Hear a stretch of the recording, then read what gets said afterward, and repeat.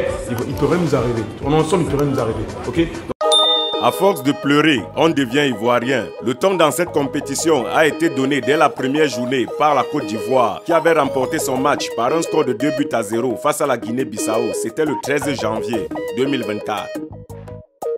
Lors de leur seconde sortie, ils se sont inclinés 0-1 face au Nigeria et ils ont définitivement coulé ce 22 janvier face à la Guinée équatoriale qui par un score humiliant de 4-0 a plongé toute la Côte d'Ivoire dans un chaos émotionnel qui a poussé des supporters à procéder à des actes d'incivisme, notamment des injures publiques, des agressions physiques vis-à-vis des supporters d'autres pays et au vandalisme. Tous les espoirs étaient perdus, sauf celui de prétendre à briguer le poste de super troisième qui reposait désormais sur les épaules du Cameroun qui devrait faire match nul ou alors perdre face à la Gambie. Hélas, le rêve ivoirien a bu la tasse suite à la victoire arrachée du Cameroun. 3-2. La super place ivoirienne ne tient désormais qu'au sort du match qui oppose le Maroc à la Zambie. Finalement, c'est Hakim Ziyech à la 37e minute de jeu qui permet au peuple ivoirien tout entier de revêtir les larmes aux yeux son maillot pour continuer la compétition. En outre, le prochain adversaire de cette Côte d'Ivoire n'est autre que le champion d'Afrique en titre, le Sénégal de Sadio Mané, qui a infligé un score de 3-1